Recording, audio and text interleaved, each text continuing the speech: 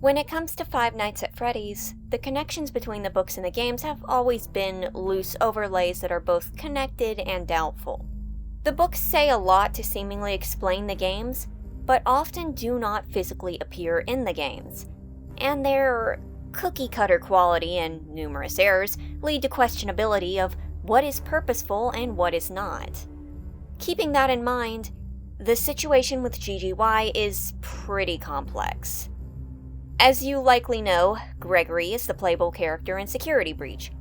I would say he's the main character, but obviously that was supposed to be Vanny before she was almost entirely cut from the game. Gregory's a spunky and abrasive kid who gets stuck at the Pizzaplex after hours and finds himself hunted by Vanny whenever she decides to show up. His past is unknown. Alternate endings show him living on the street, but they also show him driving. Considering that Gregory learns to drive in the Cut Roxy minigame, there's voice lines that confirm this, even learning about clutches and gear shifts, likely Gregory's backstory too was lost to cuts. Fan response to Gregory was immediately cold, as he breaks the waifus and woobies of the Pizzaplex, labeling him a villain right off the bat. Just like other villainous characters such as Ash Ketchum, Chris Thorndike, and the baby from Ice Age. But what was Gregory's true story? Well, the Tales from the Pizzaplex book series offers a story called GGY that implies Gregory, in fact, was just like Vanessa, a random soul who had been possessed by the reflection of Afton and used as his underling like Vanny. I have often questioned why a child murderer would suddenly switch motives to keep one child, and the answer is that in the world of Five Nights at Freddy's, the plot points often come before the plot. But let me quickly cover the story before I continue any further. The story involves our characterless main character, Tony, a 12-year-old boy who likes solving mysteries. He tries to solve some mysteries of disappearances at the Pizzaplex, not the 20 million missing children from the earlier books, but totally different disappearances. And the mysterious GGY who has top scores in the games. If I may shorten a pretty long story, eventually he narrows it down to, or the reader narrows it down. Tony's pretty oblivious. His friend, Rab, who also goes as Dr. Rabbit, who is also known as Greg, a boy in his grade, who... Wait a minute. You're telling me Gregory is 12 years old? Yeah, the story mentions he's small for his age, but that's not even the half of it. I've done the math. He's about the size of a malnourished 8-year-old. So, going off of this, apparently Cassie too is supposedly also a teenager. You know who else is a teenager who looks like a child? Delia from Springtrap and Delia.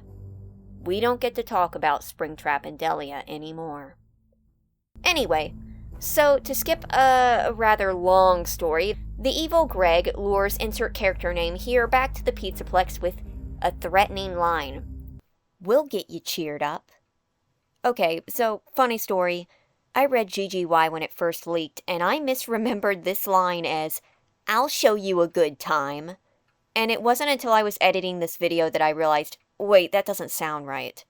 And it wasn't. Thank the odds, am I right? Implying he too will disappear. The end. The most important thing to take from this story is the part where Greg goes under the alias Dr. Rabbit. This will come back up later because unlike the rest of the story, this is very important. Right off the bat, does this mean Gregory's evil? No, if the Dr. Rabbit was any indication, he's possessed. Like I've said before, you can't let Vanessa off the hook and not Gregory. While GGY shows Gregory possessed, if it does take place in the same universe in the games, unlike the Silver Eyes trilogy and the Fazbear Frights books, it is unclear how Gregory spontaneously snapped out of Glitchtrap's programming enough to be free of his influence in Security Breach. We have seen how it happened to Vanny, sort of, but it's unclear in this state. But yeah, there is no concrete evidence that GGY is actually canon to the games universe. There's a lot of coincidental stuff, but nothing directly there. There are two things in its favor. GGY does appear on arcade cabinets, but that could also be an in-game joke that was turned into a reference by the books. Like when the books take liberty to add extra attractions, nanobots, and clarify that Orville Elephant is never going to appear ever again. The other thing is that Gregory doesn't have a backstory. Now, in Security Breach, there are tapes for a patient 46. The patient is often believed to be Gregory because there's no speaking, and because the therapists are often talking down to them. These are the same therapists or in the same group as the ones who interview Vanessa. Why the same line of therapists working for Fazbear Entertainment, and as established in the tapes, would be interviewing a worker and a random child is questionable. And yes, the therapist works for Fazbear Entertainment. And I quote, "You know, everyone associated with the company gets performance reviews, right? When my sessions don't get results, my reviews aren't good." But not only that, but Vanessa's therapist is also checking her performance history. How odd that Gregory would also be involved. You can say it's because Gregory's tampering with things around the Pizzaplex. But what a strange dystopian situation where Disney World can force you to seek counseling with their psychiatrists because you broke Mr. Potato Head. It should be noted that in GGY, Tony discovers that the school counselors have gone missing in regards to GGY. This seems to be an allusion to the therapists, which means either it's a whole different batch of counselors and therapists, or that they are the same and that the school's counselors are working for Fazbear Entertainment. Considering that Fazbear Entertainment was providing school supplies in the Fazgoo story, this is on brand. But the situation is made even more complex when we take into account the massive story changes that Security Breach went through. There are cut lines from Vanessa that seem like they would be unlikely to relate to Gregory being a former reluctant follower. "He walks through every security door as if he owns the place. No, I can find him. It won't be like the last one." This line indicates that Gregory is not a special case, unless there were more children followers, but that's sort of dumb. It also should be noted that there is a line that suggests that Vanessa was looking for the Princess Quest arcade games. Look, I don't know where it is. Do you know how many arcade games there are? I'll find it eventually. I've looked everywhere. It's not here. I have the second key. This line in particular reveals that there was some sort of subplot about Vanessa finding keys, perhaps the keys in the Princess Quest arcade games. And then, of course, the most damning. "You will do as I say. You will bring me what I want. And if you fail me, then you will. Both of you burn!" The both of you line is suggested to involve Vanessa and Gregory, but it's more complicated than that. "You will bring me what I want." What does Burntrap want? Well, in Security Breach, it's likely Gregory. So Burntrap would be saying, "Bring me the kid, or I'll kill both of you." That sounds a little less like he's commanding both of them at the same time, and more that he's saying to Vanessa, "Give me what I want, and I'll let you go. Don't give me what I want, I'm going to take him anyway, and I'm bringing you with him." Plus, did Vanny have an accomplice? Well, Help Wanted 2 says Vanny was controlling the daycare attendant, and this evidence spreads back to Security Breach. And this isn't connecting the daycare attendant to patient 46, but it should be noted that repeatedly throughout the therapy tapes with patient 46, there are numerous references to the daycare, putting in timeout, troublemaker, things like that. But back to what I was saying. Tape Girl was possessed in Help Wanted and never appears again. And no, she was not Vanessa or Vanny, but an entirely different character. There has been some confusion believing that Tape Girl is Vanessa or Vanny, but she is not. And Fury's Rage has a stealth Eleanor reference. I'd say Eleanor because the timing adds up, and the fact that Eleanor is basically the same character type as Mimic. Maybe she was supposed to be in the game, maybe as Vanny, and that was dumped for Mimic.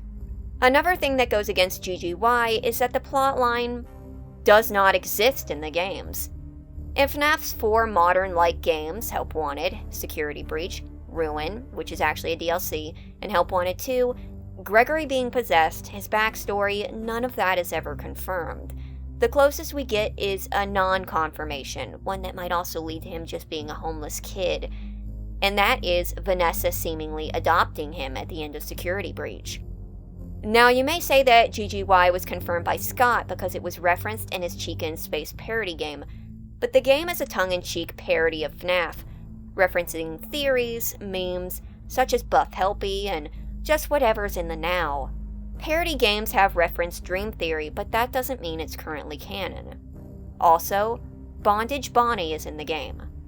Bondage Bonnie should not be canon. The point isn't to say that GGY is real or isn't. At the end of the day, it's to say that if it is real, then it is simply not established in the games at all, and thus you do have to pay for critical story details. Thankfully, these are apparently not critical details. Whether or not GGY exists really isn't important to the game's story, because it would have happened before anything we actually got to see. It's over. It doesn't matter. And as for it existing, it simply doesn't. Like Night Marionette in the Pizzaplex, Vanessa's characterization, whatever happened between Sister Location and Pizzeria Simulator, these are things we as fans will pretend to exist as it makes the story seem more complete than it is, but in the end, they are not established and thus unnecessary details. And unnecessary details can head out through the cat flap, as far as I'm concerned. Because at the end of the day, GGY is largely self-contained. Or so I thought.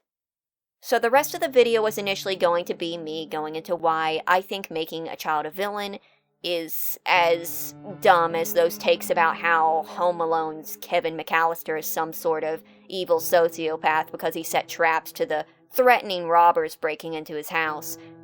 But then I ended up uncovering something, and it's not specifically about Gregory. It's about his alias, Dr. Rabbit. In the GGY story, like I said, Greg, or Rab, uses this alias briefly, but the rabbit hole actually goes a lot deeper if we take a look at some of the hidden clues in Fazbear Frights and Tales from the Pizzaplex, as Dr. Rabbit actually had a lengthy history that one might discover. The first hint towards Dr. Rabbit is in an unlikely space, in Bunny Call. So in Bunny Call, a father is stuck keeping out what looks like a man in a rabbit suit that tries to break into the cabin he's renting with his family. However, the father keeps him out, and they never find out who it was who used the suit, as the counselor who was supposed to do the bunny call didn't wake up on time. Now, this seems cut and dry, but this event might have unknowingly been a reference to something we didn't even know about at the time. Moving on, in either Frailty or one of the other Tales from the Pizzaplex stories, I'm pretty sure it's Frailty because there's a chunk of time in the hospital in that one, but there is the mention of a doctor who dresses up like a lilac Easter bunny to entertain kids. During the Bobby Dots, there's a brief mention of incidents that Fazbear Entertainment has covered up. One of these incidents was a circumstance in which a man in a rabbit suit kidnapped 6 children from various locations. Not 5, 6. This is not Afton's kidnapping of the missing children either, because it happened at various places, and the person who did this was never found. And in the same story, when they are mentioning wearable suits, they distinctly refer to suits of faded yellow, bright orange, baby blue, and lilac. Now, I can't say what the other colors refer to, save yellow, which is obviously a reference to Golden Freddy and Spring Bonnie, but the reoccurring use of lilac seems notable. But the most striking piece of evidence doesn't include rabbits at all. It involves a headline depicted in Tales from the Pizzaplex, one that mentions that a shamed doctor was being questioned for malpractice, which makes the main character paranoid because she has a fear of hospitals. So what does this all mean? Well, if we piece all the bits together, we decode a disturbing story. Now, it's never said when this happened, but from the headlines it seems to have happened sometime between Classic FNAF and Security Breach, likely maybe in the 2010s. There was some sort of malpractice incident, and a doctor was likely fired from his job. He then donned a lilac rabbit costume that he used to cheer up sick kids and traveled to random places where he snatched 6 children, just like William Afton had, as in recent times it has been heavily hinted that there wasn't just 5 missing children, but a 6th one as well. This was the original Dr. Rabbit. We think GGY is mirroring Afton, but due to the timing, he is likely mirroring this incident. Well, that and the blatant name drops.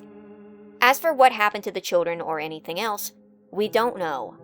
We don't know if he was caught or how this relates to Freddy's other than the name.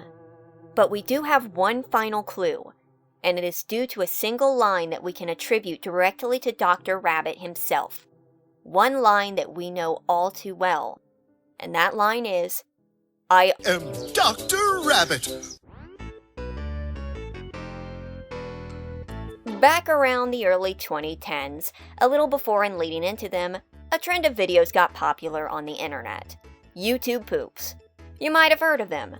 A YouTube poop is a parody video where someone takes some media, usually an old classic or something especially goofy or memeable, and makes a video cracking running jokes with audio spliced to sound like swears or just cropped around, with scenes over scenes and whatever. Just joke videos. I would say with some confidence that almost every franchise of note has at least a couple of YouTube poops under its belt. But there were some giants who were forgotten the time or infamous and brought back into the spotlight by the YTP fame, such as the CDI Zelda games, Hotel Mario, The Adventures of Sonic the Hedgehog, the Super Mario Bros. Super Show. There's so many well-known characters and catchphrases. That's Mama Luigi to you, Mario. Enough. I wonder what's for dinner. I hope she made lots of spaghetti. Oh boy. Snooping as usual, I see. Boggle. There is just so very much of this, and it was very popular. And among this colorful cast, we spot one not known as well now, but who did do circles around the YTP market, and that character is Dr. Rabbit. Dr. Rabbit is a purple rabbit dentist Colgate mascot who had a cartoon about him traveling around the world, meeting kids and teaching them about dental hygiene, and taking these kids with him without contacting their parents and jumping borders. YouTube poops about him kidnapping children or having run-ins with the Mario Brothers, the King and his boy. Yeah, Dr. Rabbit fit right in. He wasn't the most popular pooped character, but YTP's pretty much brought him to any form of popularity. So I was in a unique spot when I heard about GGY. Everyone else heard Dr. Rabbit and were thinking, William Afton, would-be scientist and constant evil rabbit, is possessing Gregory, and this is the evidence we need to solve security breach. And all I process is, hello there, I am Dr. Rabbit, the world's only rabbit dentist, and I am about to fly all around the world to show kids how to properly take care of their teeth. And if that's a little off from what he actually says, it's because I remembered that off the top of my head from 10 plus years ago. Note, it is a little off, but it's mostly there. Point is, Dr. Rabbit is just that memorable. Fazbear Frights and Tales from the Pizzaplex tend to cut corners in the creativity department, especially with names. The name Greg is actually reused, and names like Fritz, Jessica, and even Michael are reused countless times throughout the books. But in this case, it turned out perfectly, because instead of hearing GGY and thinking about how lame it all is, I just see Dr. Rabbit's goofy face and am taken back to a simpler time when Mama Luigi never got old. Where instead of content farm channels, there were a bunch of goofs making these kooky and somewhat offensive videos, not for monetization, but just for fun, because many of them couldn't be monetized. But like many things, simple labors of love got overshadowed by profit margins. YTPs still exist, but they are in the shadow of content farms. In fact, while content farms are usually allowed to run rampant, YouTube poops can often fall in the line of fire for copyright claims, not just non-monetization, but even taking them down. In a way, FNAF is kinda like that. It began as a goofy sort of series that at times took itself seriously, but at times had fun shoving all this stuff together and seeing how it worked. Now there's a lot of different companies making a lot of different products to compete for interest. It's not just games anymore. It's the games and the books that explain them, and the movies that may hint towards the games, and the spin-offs that may hold details that didn't make it into the main games. It's a complicated web of things. Times change. But Dr. Rabbit never changes. Well, except that time he got a new cartoon, but elsewise, Dr. Rabbit stays a fixture in time. A snapshot of a moment when some goofy cartoon made for kids was transformed into, well, a goofy cartoon made for older kids.